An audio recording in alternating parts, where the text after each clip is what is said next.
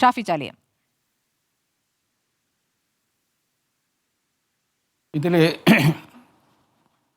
പ്രധാനമായും ഒന്ന് പറയാനുള്ളത്, നിങ്ങൾ ഈ സഹയാത്രികൻ എന്ന് പറഞ്ഞ് ഇടത് സഹയാത്രികൻ എന്ന് പറഞ്ഞ ആളുകളെ കൊണ്ടുവരുമ്പോൾ ഉള്ളൊരു പ്രശ്നമുണ്ട്. കാരണം ഇടത് പാർട്ടിയുടെ അല്ലെങ്കിൽ CPM-ൻ്റെ ആളുകൾ ഞങ്ങൾ ആരും എല്ലാവരും തള്ളിക്കളയും. എന്നാലോ പറയാനുള്ളത് ഇത്ര സഹയാത്രികരെ കൊണ്ട് വേറെ കേന്ദ്രത്തിലൂടെ പറയിപ്പിക്കും. ഇവിടെ ഇപ്പോൾ മുസ്ലിം ലീഗിൽ നുഴഞ്ഞു കയറിയ മുസ്ലിം ലീഗിൽ എങ്ങനെ നുഴഞ്ഞു കയറാൻ കഴിയുക? എനിക്കത് മനസ്സിലാകുന്നില്ല.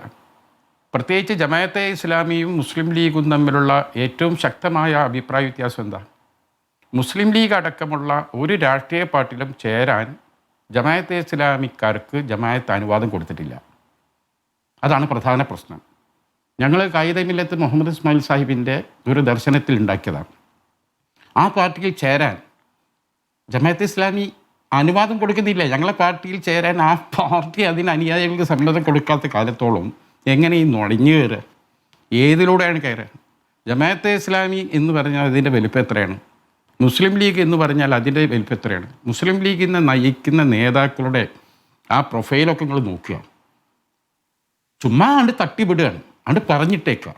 അതിങ്ങനെ 10 വട്ടം പറയുക, 20 വട്ടം പറയുക, 100 വട്ടം പറഞ്ഞാൽ ഏതേ പൊട്ടന്മാർ വിശ്വസിച്ചോളൂ എന്നുള്ളതിലേക്കാണ്.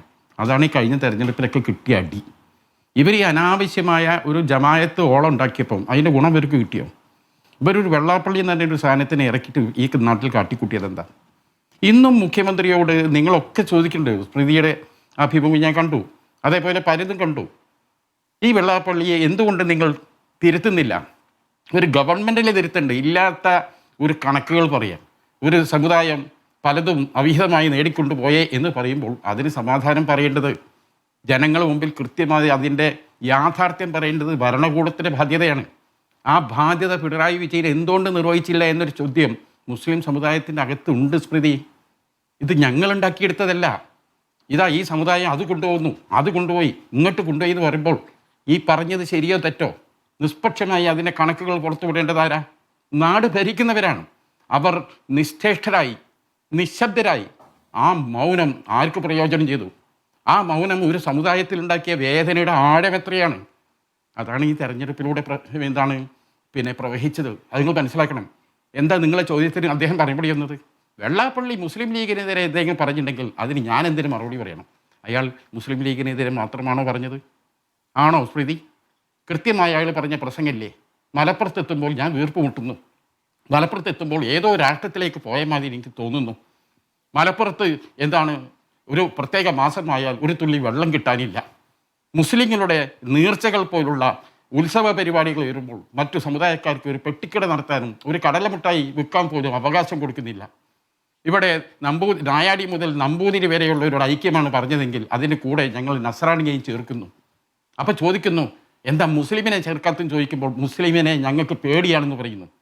ലീഗിനെ പേടിയാണെന്നല്ല പറയുന്നത്, മുസ്ലിം ലീഗിനെ പേടിയാണെന്നല്ല പറയുന്നത്.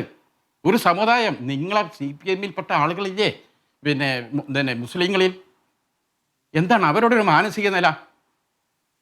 തങ്ങളുടെ പ്രിയപ്പെട്ട നേതാവ് മുഖ്യമന്ത്രി ഈ ഒരു ചോദ്യം, ഈ സമുദായത്തിനെ പേടിയാണെന്ന് പറഞ്ഞ് ലീഗിനെ പേടിയാണെന്ന് പറഞ്ഞാൽ ഓക്കെ, മുസ്ലിം സമുദായത്തിനെ പേടിയാണെന്ന് പറഞ്ഞല്ലോ. ആ പേടിയാണെന്ന് പറഞ്ഞാൽ മനുഷ്യനെക്കുറിച്ച് ഇപ്പോഴും ന്യായീകരിക്കല്ലേ? എന്താ പറഞ്ഞത്? അയാൾ ലീഗിനെതിരെ പറഞ്ഞത്. ഇതൊക്കെ സമൂഹം കാണുന്നുണ്ട്. അതാ നിങ്ങൾ മനസ്സിലാക്കേണ്ടത്. ഞങ്ങൾ പ്രത്യേകമായി ഒരു വിവാദത്തിനും ഞങ്ങൾ തിരികൊളുത്തിയിട്ടില്ല. അതാ മനസ്സിലാക്കി. ജമായത്തും ഞങ്ങളും തമ്മിൽ ഐഡിയോളജിക്കലായിട്ട് യോജിക്കാൻ വയ്യാത്ത ഒരുപാട് മേഖലകളുണ്ട്.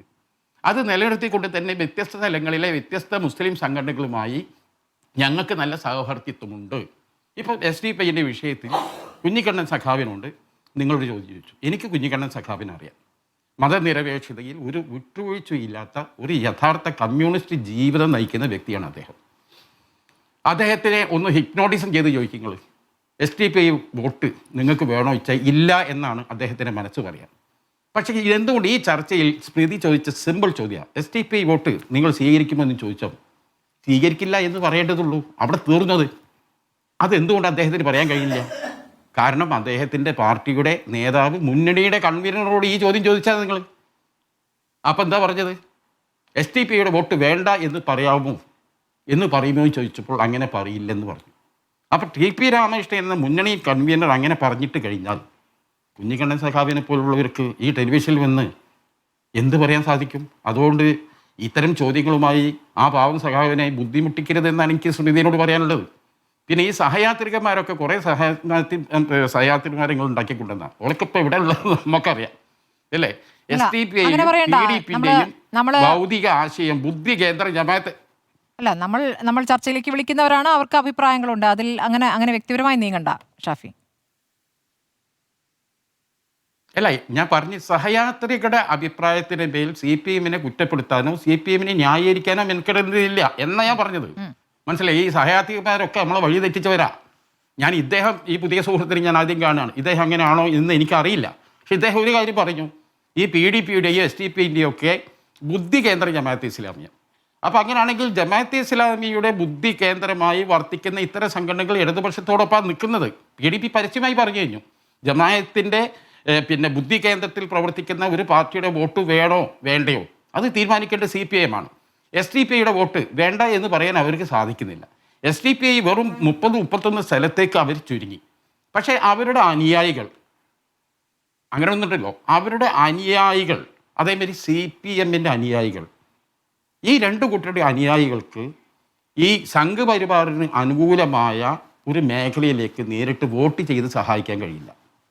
പുറത്ത് നേതാക്കൾക്കിടയിൽ പല ഫിനാൻസിംഗ് തന്ത്രപരമായ ചില കാര്യങ്ങൾ സ്ട്രാറ്റജികൾ തിരുത്തിക്കോളൂ. ഈ PDP-യുടെ SDPI-യുടെയും ബുദ്ധി കേന്ദ്രം ജമാഅത്തെ ഇസ്ലാമി നമ്മൾ വാക്കുകൾ ഉപയോഗിക്കുമ്പോൾ അതിലൊരു സൂക്ഷ്മത വേണമല്ലോ. PDP-യും SDPI-യും ജമാഅത്തെ ഇസ്ലാമിയുടെ സ്വാധീനത്തിലുണ്ടായ സംഘടനകളാണെന്ന് ഞാൻ പറഞ്ഞത്. ബുദ്ധി കേന്ദ്രം ജമാഅത്തെ ഇസ്ലാമി ഇപ്പൊ മുസ്ലിം ലീഗിന്റെ ബുദ്ധി കേന്ദ്രമായിട്ടാണ് മാറുന്നത്. SDPI-യും PDP-യും അതിന്റെ സ്വാധീനത്തിൽ വന്ന സംഘടനകളാണ്. എന്നാൽ ബുദ്ധി കേന്ദ്രമാവാൻ ജമാഅത്തെ ഇസ്ലാമി ശ്രമിക്കുന്നത് മുസ്ലിം ലീഗിന്റെയാണ്. ശരി, അദ്ദേഹം ഇപ്പോൾ അത് തിരുത്തി വിശദീകരിച്ചാണ്. അതെങ്ങനെ ഒരു മിനിറ്റ് തിരുത്തിയത് നന്നായി. അദ്ദേഹം ആദ്യം അങ്ങനെ പറഞ്ഞത്, പക്ഷേ അദ്ദേഹം ഇങ്ങനെ പറയാനായിരുന്നു ഉദ്ദേശിച്ചത്. നേരത്തെ അത് പറയാൻ കഴിഞ്ഞില്ല, ഇപ്പോൾ അത് വ്യക്തമാക്കി. നല്ല കാര്യം തന്നെ. പിന്നെ ഞങ്ങൾ ബുദ്ധിയില്ലാത്തവരാണെങ്കിലല്ലേ അവരെ ബുദ്ധി സ്വീകരിക്കല്. എന്ത് പുറത്താനാണ് അതൊക്കെ പറഞ്ഞത്? മുസ്ലിം ലീഗൊക്കെ എത്ര പഴക്കമുള്ള എത്ര വലിയ സംഘടനയാണ്. ഈ ഇത്തിരി പോലും ഇല്ലാത്ത ഈ ജമാഅത്തെ ഇസ്ലാമിക്കാരെ വന്നിട്ട് ഞങ്ങളെ ബുദ്ധി കേന്ദ്രമായി കഴിയാന്നൊക്കെ പറഞ്ഞാൽ ഇതൊക്കെ വിശ്വസിക്കാൻ നാട്ടിൽ ആരെ കിട്ടുമോ? നാട്ടിൽ ആളുകളൊക്കെ വിദ്യാഭ്യാസമുള്ളവരല്ലേ. ഞാൻ പറഞ്ഞുകൊണ്ടുവരുന്നത് അതല്ല. ഞാൻ പറഞ്ഞുകൊണ്ടുവരുന്നത് ഈ SDPI നിങ്ങൾ നോക്കൂ. കഴിഞ്ഞ തവണ SDPIയുടെ സ്വതന്ത്രനായി മത്സരിച്ച വ്യക്തിയാണ് വേങ്ങരയിൽ ഇടതുപക്ഷത്തിന് സ്ഥാനാർത്ഥി. അത് നിങ്ങൾ മനസ്സിലാക്കി അല്ലേ? SDPIയുടെ സ്റ്റേറ്റ് സെക്രട്ടറി പറയുന്നു, എന്താണ്, തുളസീധരൻ. എന്താ അദ്ദേഹം പറഞ്ഞിട്ടത്? പിണറായി വിജയനും സംഘപരിവാറും തമ്മിൽ ഡീലുണ്ട് എന്നാ പറയുന്നത്. ഇതൊന്നും ഞങ്ങളാരും പറയുന്നതല്ല, അപ്പുറത്തുള്ളവർ പറയുന്നതാണ്. ഇപ്പോൾ CPM-ന് അനുയായികൾക്ക് SDPI-ന് അനുയായികൾക്ക് സംഘപരിവാറിന് നേരിട്ട് വോട്ട് ചെയ്യാൻ സാധിക്കുമെന്ന് എനിക്ക് തോന്നുന്നില്ല. എന്നാൽ പിന്നെ എങ്ങനെയാണ് ഈ ഡീല് നടക്കുന്നത്? ആ ഡീലാണ് ഈ ലോക്കൽ ബോഡിയിൽ നമ്മൾ കണ്ടത്. സെൻകുമാറിൻ്റെ ഫേസ്ബുക്ക് പോസ്റ്റിങ്ങൾ നോക്കുക. എന്താ അയാൾ പറഞ്ഞത്? സെൻകുമാർ പറഞ്ഞു, BJP ഒരു മുന്നേറ്റവും ഇവിടെ നടത്തിയിട്ടില്ല. തിരുവനന്തപുരം കോർപ്പറേഷനിൽ ഭരണം കിട്ടിയതും കോഴിക്കോട് കോർപ്പറേഷനിൽ 7 കൗൺസിലർമാർ അധികമുണ്ടായതും ഡീലിമിറ്റേഷനിലൂടെ കിട്ടിയതാണ്. സംസ്ഥാനത്തെ LSTD മന്ത്രാലയം ചെയ്തു തന്ന സഹായത്താൽ കിട്ടിയതാണ്.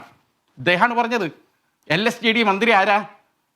ഇടതുപക്ഷ സർക്കാരിലെ തദ്ദേശ സ്വയംഭരണ വകുപ്പ് BJPക്ക് അനുകൂലമായി വാർഡ് വിഭജനം നടത്തിയത് കൊണ്ട് കിട്ടിയ റിസൾട്ടാണ്. കോഴിക്കോട് ചാലപ്പുറം, ഒറ്റ ഉദാഹരണം പറഞ്ഞ് ഞാൻ വേഗം നിർത്താം, അതൊന്ന് പൂർത്തീകരിക്കാൻ ശ്രമിക്കണം. ചാലപ്പുറം കോൺഗ്രസ് ജയിക്കുന്നു, BJP 2ാം സ്ഥാനത്ത് നിൽക്കുന്നു. 6000 വോട്ടുകളാണ് അവിടെയുള്ളത്. അവിടെ എന്ത് ചെയ്യാണ്? UDF-ൻ്റെ 2000 വോട്ടെടുത്ത് 1000 വോട്ട് തൊട്ടടുത്ത മുഖദാറിലേക്കും 1000 വോട്ടെടുത്ത് തൊട്ടടുത്ത കുറ്റിച്ചിറയിലേക്ക് വിട്ടു. അതോടുകൂടി കുറ്റിച്ചിറയിൽ നിലവിലുള്ള വോട്ടും ഈ അധികമായി ചാലപ്പുറത്ത് കൊണ്ടുവന്ന വോട്ട് വെച്ച് നോക്കുമ്പോൾ 13000 വോട്ടായി കുറ്റിച്ചിറ മാറി, 14000 വോട്ടായി ഏത് മാറി? മുഖദാർ മാറി. ചാലപ്പുറം വെറും 4000 വോട്ടർമാരുള്ള വാർഡായി മാറി. സ്വാഭാവികമായും ആ ആട് വിഭജനത്തിലൂടെ 2ാം സ്ഥാനത്തുള്ള BJP വിജയിച്ചു കയറി. അങ്ങനെ 7 സ്ഥലത്ത് BJP അധികമായി വിജയിച്ചു കയറി. ഞാൻ മനസ്സിലാക്കിയിടത്തോളം ചില ആളുകൾ ക്ഷുഭിതരായി കേളോട്ടൻ മന്ദിരത്തിൽ വന്നു. അവിടെ എളമര ഗരീബിനോട് ചോദിച്ചു, എന്തിനാണ് BJPക്ക് വേണ്ടി വാർഡ് മുറിച്ചത്? എളമര ഗരീം സഖാവ് കൊടുത്ത മറുപടി ഉണ്ടല്ലോ, ഈ ലോകം മുഴുവൻ കേൾക്കണം. അദ്ദേഹം പറഞ്ഞത് ലക്ഷ്യം എന്താണ് ലക്ഷ്യം നല്ലതാണെങ്കിൽ എന്താണ് ലെനിൻ്റെ ഒരു വാക്ക് പറഞ്ഞു, ലക്ഷ്യം മാർഗത്തെ ന്യായീകരിക്കും എന്ന്. എന്താ കാരണം?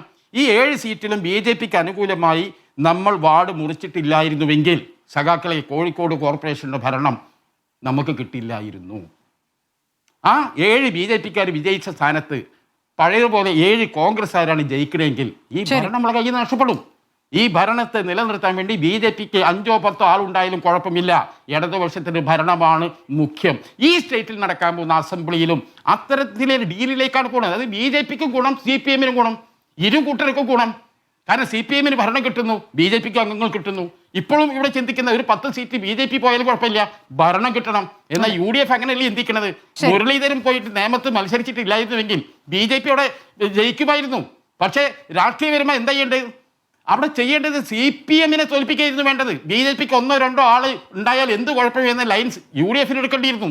പക്ഷേ UDF CPM പോലെ അത് ചെയ്തില്ല. കാരണം ഇവരെ അക്കൗണ്ട് തുറക്കരുത് എന്ന് ഒരു 8 ലക്ഷം വെച്ച് മുരളീധരൻ അവിടെ പോയി മത്സരിച്ചു. എന്നാൽ ഇവരെ ഇപ്പോഴത്തെ ലക്ഷ്യം 10 15 സീറ്റ് BJP കൊണ്ടുപോയാലും ആ 15 സീറ്റ് കോൺഗ്രസ് കുറഞ്ഞു കിട്ടണം. അതാണ് ഇവരെല്ലാവരും. ഗോപാലകൃഷ്ണൻ പറഞ്ഞത് സ്മൃതി കേട്ടില്ലേ? 1 കോൺഗ്രസ്, UDF, 2 1 ഇടതുപക്ഷം, 2 എന്താണ് ഐക്യമുന്നണി, ഞങ്ങൾ 3ആണ്. രണ്ടാമനെ കൊല്ലാതെ ഒന്നാമൻ്റെ സ്ഥാനത്തെത്താൻ കഴിയില്ല. ഇവരെ ഫസ്റ്റ് പ്രിഫേസ് ആരാണ്? ഞങ്ങളാണ് BJPയുടെ ഏര. ഇത് മനസ്സിലാക്കുന്ന CPM-ന് അനുയായികളും SDP-ന് അനുയായികളും സത്യത്തിൽ സംഘപരിവാർ ലക്ഷ്യങ്ങൾക്കെതിരെയായിരിക്കും വോട്ട് വരിക. നേതാക്കന്മാർ എന്ത് ഫിനാൻഷ്യൽ ഡീല് നടത്തിയിട്ടും കാര്യമില്ല എന്നതാണ് എൻ്റെ വ്യക്തിപരമായ വിലയിരുത്തൽ. ശരി, ശ്രീ ഷാഫി ചാലിയം, അങ്ങിപ്പോൾ പറഞ്ഞ കാര്യങ്ങൾക്ക് ശ്രീ KT മറുപടി നൽകും. പക്ഷേ നിയമത്തിന്റെ കാര്യം പറയുമ്പോൾ നിയമത്ത് എങ്ങനെയാണ് BJP അക്കൗണ്ട് തുറന്നത് എന്നൊരു ചോദ്യം വരുമ്പോൾ അത് കോൺഗ്രസിന് നേരെ ചോദ്യമുനയായി വരുന്നുണ്ട്. നിയമത്ത് എങ്ങനെയാണ് BJP അക്കൗണ്ട് തുറന്നത്?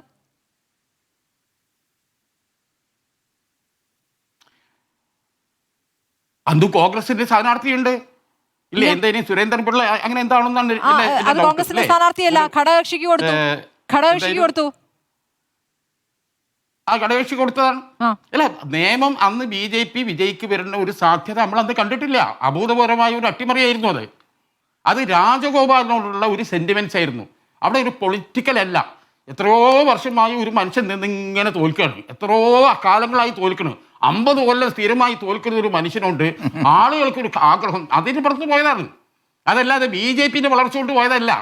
അതിന് ശേഷമാണ് BJPക്ക് വളർച്ച വരുന്നത്, ഇന്ത്യൻ രാഷ്ട്രീയം മാറി മറിയുന്നത്. അത് നിങ്ങൾ മനസ്സിലാക്കുക. ശരി, 2011-ലെയും 2016-ലെയും കാര്യമാണ് നമ്മൾ പറഞ്ഞുകൊണ്ടിരിക്കുന്നത്. 2011-ലും 2016-ലും ഘടകകക്ഷിക്കാണ് കൊടുത്തിരുന്നത്. ശരി, തിരിച്ചെത്താം. KTക്ക് മറുപടി നൽകാം ഇടവേളയ്ക്ക് ശേഷം.